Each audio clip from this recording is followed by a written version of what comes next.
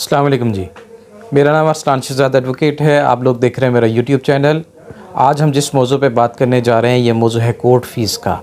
यानी जब भी अदालत में कोई मुकदमा दायर किया जाता है उस मुकदमे के ऊपर कोर्ट फ़ीस चार्ज करती है। कोर्ट जो फ़ीस चार्ज करती है ये गवर्नमेंट के अकाउंट में जाती है। गवर्नमेंट यानी उससे रेवेन्यू जनरेट करती है।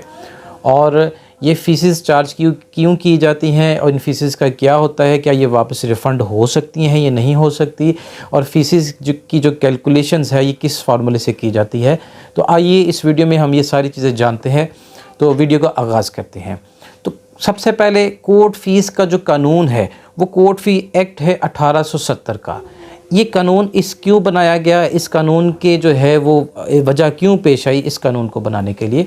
तो सबसे पहले जो है ये तो जो कानून है ये रेगुलराइज़ करता है फ़ी के मामले को।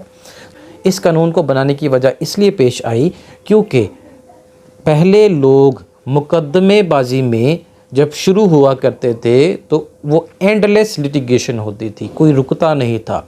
वो एक मुकदमा किया, दूसरा किया, तीसरा किया, चौथा किया, पांचवा किया, यानी मुकदमे पे मुकदमे चल पड़े हैं और वो एंडलेस मुकदमाबाजी होती थी। इस कोर्ट फ़ीस का जो है कोर्ट फ़ीस के जो कानून का ऑब्जेक्ट क्या है, इसके 3 ऑब्जेक्ट हैं। सबसे पहला जो इसका ऑब्जेक्ट है वो है गवर्नमेंट का इनकम जनरेट करना। गवर्नमेंट इस कोर्ट फ़ीस के ज़रिए रेवेन्यू जनरेट करती है। नंबर 2 इसका ऑब्जेक्ट है कि जितनी भी लिटिगेशन है उसको कम करना यानी रोकना, उसकी मल्टीप्लिसिटी को स्टॉप करने के लिए ये मेजरमेंट लिए गए हैं ताकि लोग मुकदमे पे मुकदमे ना करने शुरू कर दें। तीसरी इसकी एक बड़ी वजह ये है कि ये कोर्ट फ़ी का मकसद ये भी है कि जो जितनी भी वेग प्रोसीडिंग है उनको स्टॉप किया जाए। तो ये थे जी इसके जो ऑब्जेक्ट हैं कोर्ट फ़ीस के। अब कोर्ट फ़ीस की जो वैल्यू है वो कैसे डिटरमिन की जाती है, किस तरह पता चलेगा कि कितनी अमाउंट पे कैसे कोर्ट फ़ी चार्ज की जाएगी। तो जब भी हम मुकदमा दायर करते हैं तो हम अपने मुकदमे में अपने सब्जेक्ट की वैल्यूएशन मेंशन करते हैं कि मैं जिस मुकदमे में आया हूँ, जिस जो है मैं कॉज ऑफ एक्शन के मैंने एवज़ मुकदमा दायर किया है, मेरी कॉज ऑफ एक्शन में जो सब्जेक्ट मैटर है उस सब्जेक्ट मैटर की जो वैल्यू है वो वैल्यू कितनी है, वो वैल्यू हम मेंशन करते हैं अपने दावे में, हर दावे में मेंशन करते हैं। तो जब भी हम वैल्यूएशन को मेंशन करते हैं तो उस वैल्यूएशन को देखते हुए अदालत उसके ऊपर कोर्ट फ़ीस का तलाक करती है कि इसके ऊपर कितनी कोर्ट फ़ी चार्ज की जाती है।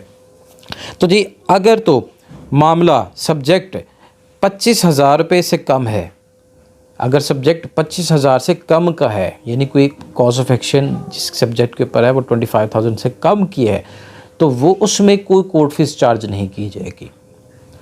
अगर वो 25,000 से ज़्यादा है और 1 लाख से कम है तो फिर जो है उसके ऊपर 7.5% के हिसाब से कोर्ट फ़ी चार्ज की जाएगी। अगर तो वो 1 लाख से ज़्यादा है और 2 लाख से कम है तो उसके ऊपर 7,500 रुपया कोर्ट फ़ी चार्ज की जाएगी। और अगर वो 2 लाख से ज़्यादा है और 2 लाख से ज़्यादा वो कितने भी अमाउंट है उसमें कितना ही उसका क्लेम है तो उसके ऊपर उसकी जो कोर्ट फ़ी है वो 15,000 रुपया चार्ज की जाएगी। 15,000 से ज़्यादा कोई कोर्ट फ़ी इस वक्त आज की तारीख़ तक नहीं है, लेकिन गवर्नमेंट के पास ये अख्तियार है कि वो किसी भी वक्त अपनी जो है वो इसमें अमेंडमेंट कर सकती है। तो ये थी जी इसके कैलकुलेशन के फार्मूले। अब कोर्ट फ़ी 2 किस्म की है, एक फ़िक्स्ड है, एक एड वॉलरम है। एक तो फ़िक्स कोर्ट फ़ीस है जो पता है जी इतनी चार्ज की जाएगी, दूसरी एड वॉलरम है जो चेंज होती है, चेंज होगी। अब चेंजेस कैसे कैसे होंगी इसके ऊपर भी बात करते हैं, उसकी कैलकुलेशन का फार्मूला मैं भी जैसे बता चुका हूँ। ये कोर्ट फ़ी जमा कौन करवाता है? हमेशा जो मुकदमा दायर करता है ये उसकी ज़िम्मेदारी है कोर्ट फ़ी जमा करवाना। तो कोर्ट फ़ी जो है वो किस चीज़ के साथ लगाई जाती है? कोर्ट फ़ीस हमेशा प्लेंट के साथ लगेगी। अपील जो है किसी फ़ाइनल ऑर्डर के ख़िलाफ़, फ़ाइनल डिग्री के ख़िलाफ़ अगर अपील फ़ाइल हुई है उस अपील में कोर्ट फ़ी लगेगी, रिवीजन में लगेगी। लेकिन अगर किसी इंटरलोकेटरी ऑर्डर के ख़िलाफ़ कोई अपील या रिवीजन फ़ाइल हुई है उसके ऊपर कोर्ट फ़ी नहीं लगेगी। कोर्ट फ़ीस की जो है वो एग्जेम्पशन भी है, यानी कहाँ कहाँ एग्जेम्प्ट है, कोर्ट फ़ी लगाने की ज़रूरत नहीं है। अगर तो हाई कोर्ट जो है वो जो है अपनी एक्स्ट्रा ऑर्डिनरी जुरिस्डिक्शन को एक्सरसाइज कर रही है तो वहाँ कोर्ट फीस नहीं लगेगी। या मैटर जो है वो गवर्नमेंट लेके आई है उसको कोर्ट में, तो वहाँ भी कोर्ट फी नहीं लगेगी, उनको भी एग्जेम्प्ट है। या फैमिली कोर्ट के जो केसेस हैं उनमें भी कोर्ट फीस नहीं लगती, उनमें जो मैक्सिमम कोर्ट फीस है वो 15 रुपये की है। इसके अलावा उस पर कोई कोर्ट फीस चार्ज नहीं की जाएगी। इसके अलावा हम इसमें देखते हैं जी कोर्ट फीस रिफ़ंड कैसे की जाती है। अगर कोई कोर्ट फ़ी किसी ने जमा करवा दी है मुद्दई ने, तो बाद में वो कोर्ट फ़ी रिफ़ंड हो सकती है या नहीं हो सकती, इस बारे में हम जानते हैं। तो जी सबसे पहले अगर तो केस हाई कोर्ट ने रिमांड कर दी है, नीचे वाली अदालत में वापस भेज दी कि जो दोबारा सुने और दोबारा फैसला करे, तो जो उसने हाई कोर्ट में कोर्ट फ़ी पे की है वो कोर्ट फ़ी उसकी रिफ़ंड हो जाएगी। इसी तरह अगर उसकी जो डिक्री है उसमें कोई मिस्टेक है, और मिस्टेक जो है अगर वो एपेलेट फॉरम पे या डिस्ट्रिक्ट कोर्ट में जाता है, तो डिस्ट्रिक्ट कोर्ट में जो है अगर उसको उसकी करेक्शन हो जाती है उस डिग्री की, लेकिन जो उसने कोर्ट फ़ी नीचे पे की है वो कोर्ट फ़ी उसको वापस मिलेगी, चूँकि उसमें कोर्ट के ऊपर कोर्ट की मिस्टेक आ गई, यानी जिसको कोर्ट की मिस्टेक आ गई। सेकेंड जो है इसके अलावा जो है वो अपनी इनिशियल स्टेज पे, मुकदमे की इनिशियल स्टेज पे कभी भी मुद्दई अपनी कोर्ट फ़ीस जो उसने पे की है उसको विड्रॉ कर सकता है।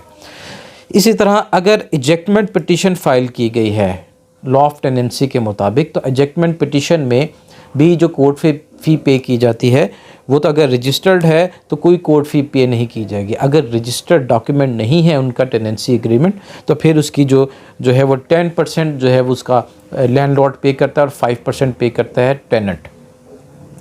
इसी तरह जो अगर यानी सब्जेक्ट की जो वैल्यू है वो ज़्यादा लिख दी गई है, यानी सूट वैल्यूएशन सब्जेक्ट वैल्यूएशन वो ज़्यादा मेंशन की गई है, लेकिन जब एक्चुअल में उसको असेस किया गया तो पता चला तो उसकी तो वैल्यू कम थी, तो हमने तो चूँकि ज़्यादा वैल्यू कोर्ट में लिख दी और कोर्ट ने उसके ऊपर कोर्ट फ़ी हम पे चार्ज कर ली। तो चूँकि एक्चुअल में उसकी सब्जेक्ट की जो वैल्यू थी वो कम थी, तो हमने जो एक्सेस कोर्ट फ़ी पे की हुई है वो हम रिफ़ंड ले सकते हैं।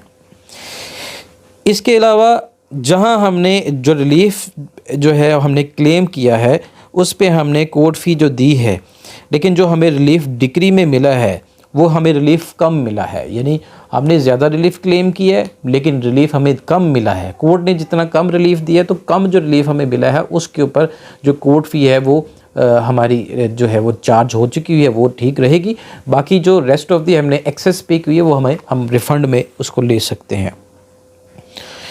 इसके अलावा जहां अपील की कोर्ट है, अगर वो कहती है कि ट्रायल कोर्ट जो है उसने फ़ैसला ठीक तरीके से नहीं किया, तो उस सब पॉइंट के ऊपर भी जो कोर्ट फ़ी जो हमने जमा करवाई हुई है हम उसको भी वापस ले सकते हैं।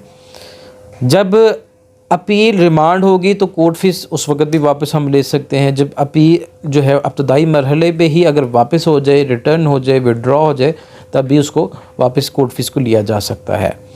तो इसी तरह अगर पार्शल रिफ़ंड कोर्ट फ़ी हमने जब करनी है, तो जब अपील में एक से ज़्यादा प्रेयर्स यानी दावे में या अपील में एक से ज़्यादा हमने प्रेयर्स की हैं, यानी एक से ज़्यादा हमने रिलीफ़ मांगे हैं, तो जिस रिलीफ़ की हद तक हमारा केस चला है, सुना गया है, डिक्री हुआ है, उस हद तक तो हमारी कोर्ट फ़ी जमा रहेगी।